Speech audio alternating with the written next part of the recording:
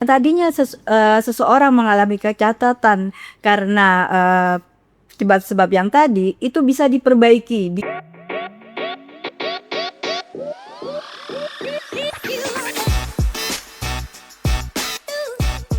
Halo Sobat Sentra, kembali lagi di Sentra Stage, selamat datang. Nah Sobat Sentra sekalian, pasti banyak yang penasaran nih tentang rekonstruksi. Mungkin sering denger ya kata-kata rekonstruksi. Nah, misalnya pada pasien kanker payudara, itu bisa nggak sih kita lakukan rekonstruksi? Bisa nggak ya payudaranya itu kembali lagi bentuknya seperti normal? Baik, hari ini kita kedatangan narasumber spesial kita, yaitu ada Dr. Dewi Aisyah Mukarama, spesialis bedah plastik, rekonstruksi estetika konsultan, subspesialis microsurgery dan onkoplastik konsultan. Halo dokter, selamat datang dokter, apa kabar? Alhamdulillah kabar baik. Apa kabar Dokter Amelia? Alhamdulillah baik dokter, luar biasa. Hari ini terima kasih atas waktunya dokter. Dok, Sama-sama atas undangannya, terima kasih ya. iya dokter, sama-sama dok. Izin dokter, ini kita mau ngobrol-ngobrol dikit tentang rekonstruksi nih dok. Nah sebelum kita mulai, boleh nggak sih dok dijelasin sedikit sebenarnya rekonstruksi itu apa sih dok? Baik, terima kasih. Pada kesempatan kali ini saya akan berbagi dengan Sobat Sentra semua, apa itu rekonstruksi. Nah, rekonstruksi itu adalah suatu tindakan pembedahan yang memperbaiki yang tadinya mengalami kecacatan akibat satu, bisa karena kanker, bisa karena kecelakaan, bisa karena trauma atau luka bakar ya, kemudian bisa karena kelainan bawaan. Jadi yang tadinya seseorang mengalami kecacatan karena sebab-sebab yang tadi itu bisa diperbaiki, di-repair, direkonstruksi untuk kembali mendekati seperti normal, seperti semula. Jadi yang tadinya cacat, yang tadinya mengalami kelainan, yang tadinya karena faktor-faktor sakit, karena kanker, karena luka bakar, karena kecelakaan, atau karena kelainan bawaan, intinya dia dasarnya ada penyakit. Ya, bedanya rekonstruksi itu ada dasar penyakitnya. Sehingga kita operasi, kita perbaiki untuk kembali mendekati normal, mendekati seperti sedia kala gitu. Jadi pasien akan mempunyai kualitas hidup lebih baik. Itu tujuannya. Bedanya dengan estetik, kalau estetik memang dia tidak sakit, kemudian ingin lebih baik. Tapi kalau rekonstruksi ada dasar penyakitnya. Kuncinya di situ, sehingga yang tadinya tidak sehat, tidak bentuknya tidak baik karena suatu penyakit ada dasarnya, diperbaiki menjadi mendekati seperti normal. Oh, baik dokter. Berarti untuk rekonstruksi sendiri sebenarnya bisa dilakukan di seluruh bagian tubuh atau gimana nih dokter? Ya, rekonstruksi itu semuanya kita bisa kerjakan, baik dari ujung rambut sampai ujung kaki, dari kepala sampai kaki ya. Karena itu setiap organ memang kalau ada penyakitnya, kalau ada kelainannya, itu bisa dikembalikan seperti semula. Dari kepala, misalnya ada kelainan di kepala, dari tumor di kepala, kemudian kita bisa ambil pulih dari tempat lain, kemudian turun ke wajah, tumor di wajah, kita bisa bentuk kembali seperti sedia kala. Dan yang terbanyak misalnya di payudara, karena kanker payudara itu adalah salah satu angka kanker kejadian yang tinggi di Indonesia. Sehingga bagaimana orang yang punya kanker payudara, sakitnya bisa diobati, namun mahkota perempuannya juga bisa dikembalikan seperti sedia kala. Kemudian turun ke dada atau area-area dada lainnya yang tadinya mungkin ada kelainan karena kecelakaan atau karena tumor, itu bisa mendekati normal. Ke bawah ke kaki mungkin ada sakit karena luka bakar atau karena kecelakaan, karena tumor. Itu intinya bagaimana kaki atau ekstremitas yang lain itu bisa kembali seperti semula, sehingga seperti angka amputasi itu bisa dikurangi, pasien bisa mempunyai kepercayaan bisa mempunyai kualitas hidup lebih baik. Itu seperti itu. Jadi semua organ bisa kita rekonstruksi. Wah, luar biasa sekali, sekarang udah maju banget ya dok, berarti perkembangan Ya, dari ini. pekerjaan keilmuan yang mungkin ada segmen yang hilang di bagian tubuh kita bisa gantikan. Wih, luar biasa. Nah dokter, tadi kan dokter sempat spill sedikit nih tentang rekonstruksi payudara. Nah saya pengen tahu dong dok, nih Sobat Sentra juga bertanya-tanya nih dok. Kalau rekonstruksi payudara sebenarnya kapan sih dok dapat dilakukan? Apakah pada saat langsung setelah diangkat payudaranya atau bagaimana dok? Baik, terima kasih, pertanyaan yang bagus. Jadi rekonstruksi payudara itu ada dua. Bisa immediate langsung atau bisa delay. Delay itu misalnya setelah lama udah dibuang, sudah clear, sudah tidak ada penyakitnya, kemudian ingin diperbaiki untuk mendekati normal, itu delay yang tertunda. Dua-duanya bisa. Nah, bagaimana yang langsung? Yang langsung itu adalah ketika bedah onkologi membuang tumornya, sudah dinyatakan bebas tumor pada saat itu. Nah, saat itulah kita masuk di saat yang sama, sesi operasi yang sama, kita membentuk atau membuat payudara yang baru. Seperti itu. Nah, jadi itu yang immediate, yang langsung. Tapi kalau yang delay, kita kerjakan misalnya dia sudah lama nih dilakukan mastektomi, sudah lama dilakukan BCS misalnya. Namun dia merasa kok dadanya tidak seimbang. Satu ada payudara, satu tidak ada. Itu mempengaruhi dari ergonomis badannya. Sehingga ketimpangan di area dadanya itu dia rasakan dalam sekian waktu. Nah, pada misalnya berapa tahun sebelumnya sudah dilakukan pengangkatan payudara, kemudian kita melakukan pembuatan payudara yang baru, nah itu rekonstruksi yang tertunda bisa juga seperti itu. Jadi sahabat sentra yang mungkin sudah pernah mengalami pengangkatan payudara atau melakukan sesuatu yang untuk pengobatan tumor payudara, itu bisa di lain waktu. Kalau yang tertunda itu bisa kita lakukan rekonstruksi, bisa juga seperti itu. Baik dok, berarti memang ada opsinya tadi. Iya. Oke, dokter izin tanya dok, kalau untuk jenis rekonstruksinya sendiri nih dok, apakah memang hanya yang berasal dari badan kita dok, atau bisa dari cara lain, misalnya implan dok? Oke, jadi untuk jenis rekonstruksi itu ada dua. Satu dari badan kita, atau juga bisa juga dengan implan. Nah, masing-masing itu punya keuntungan dan kekurangan, ya. Ya tentu yang lebih superior dari badan kita, karena dari badan kita sendiri. Namun kalau misalnya pasien tidak mau buat dilakukan sayatan di tempat lain, itu kita bisa ada alternatif lain, yaitu dengan implan. Keuntungannya dari badan kita, satu dari badan kita sendiri, kemungkinan komplikasinya lebih kecil ya, karena dari badan kita. Kalau untuk dilakukan radiasi dia lebih aman, intinya itu. Jadi kita melakukan rekonstruksi itu kita juga harus tahu next setelah rekonstruksi itu akan dilakukan apa.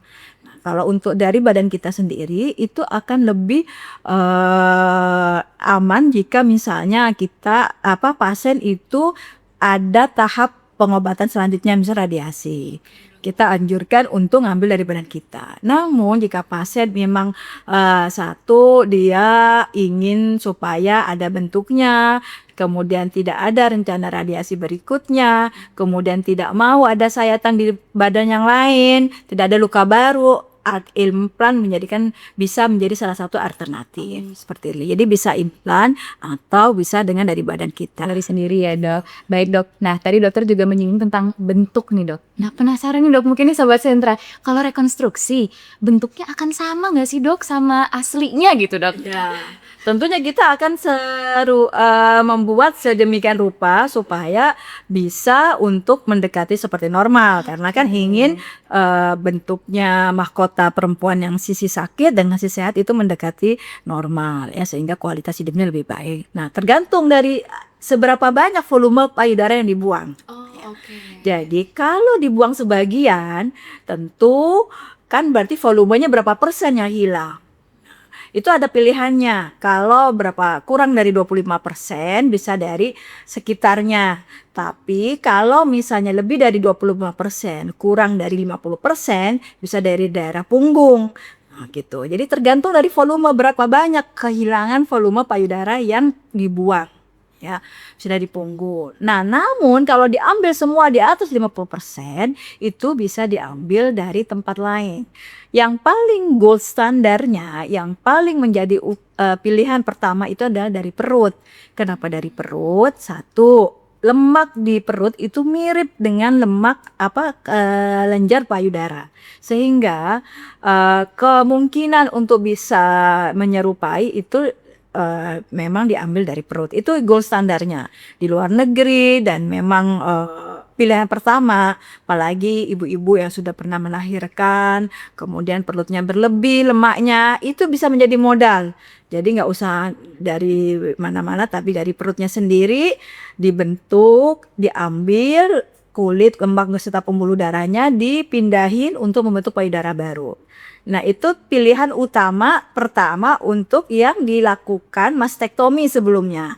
Sehingga kalau misalnya semua volume payudaranya hilang dari perut, itu menjadi satu pilihan pertama dan yang dianjurkan, gold standarnya itu, ya, gitu. Nah, kalau misal dari perut tidak memungkinkan, bisa juga ambil dari punggung atau juga bisa dari paha. Intinya volume yang hilang berapa persen, kita bisa menggantikan sesuai dengan volume yang hilang.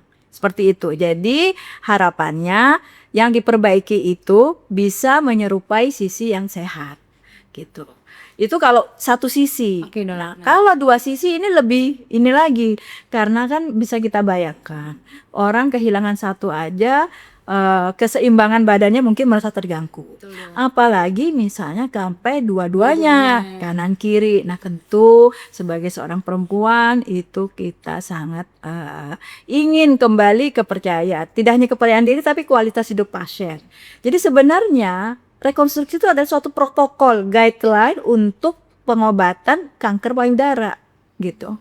Jadi penyakitnya diambil tapi juga volume yang hilang itu bisa digantikan. Jadi itu tidak untuk penampilan saja, tapi rekonstruksi itu adalah bagian dari guideline urutan untuk masuk dalam sistematik untuk pengobatan penanganan payudara. Ya, jadi itu bukan suatu yang estetik, tapi itu adalah rangkaian dari pengobatan kanker payudara. Seperti itu. Oke, baik, wah luar biasa sekali ya Sobat Sentra ya. Baik dokter, mungkin izin tanya lagi nih dok. Kalau misalnya tadi kita ngomong tentang payudaranya, gimana tentang putingnya nih dok? Kalau puting tuh bisa nggak sih dok kira-kira direkonstruksi juga supaya whole keseluruhannya kembali gitu dok? Nah, kalau puting itu juga bisa. Artinya gini, di awal kita membentuk dulu sama dengan sisi sehat. Dari segi volume kita perbaiki, kita kembalikan. Nah, untuk puting memang tidak bisa satu tahap. Itu bisa setelah 3 bulan dari operasi pertama, baru kita bikin putingnya, kemudian areolanya. Intinya kompleks dari nipple area kompleks itu bisa kita juga menggantikan. Gitu. Jadi intinya bagaimana pasien yang mengalami kehilangan payudara itu bisa dikembalikan bentuknya sehingga kualitas hidup lebih baik, dan itu adalah suatu rangkaian dari penanganan. Jadi masuk dalam guideline penanganan kanker payudara. Berarti memang bukan cuma sekedar estetika ya Sobat Sentra dan dokter. Iya, ini merupakan satu rangkaian dari pengobatan kanker payudara. Baik dokter, nah tadi kita sudah ngomongin tentang rekonstruksinya, caranya mungkin ya dok, sumber-sumbernya, perbaiki volumenya. Dok, yang lebih penting lagi nih dok, resiko dan komplikasi. Mungkin Sobat Sentra juga banyak yang bertanya, kalau saya lakuin itu kira-kira nanti gimana nih resikonya? Boleh tolong dijelaskan dokter? Ya.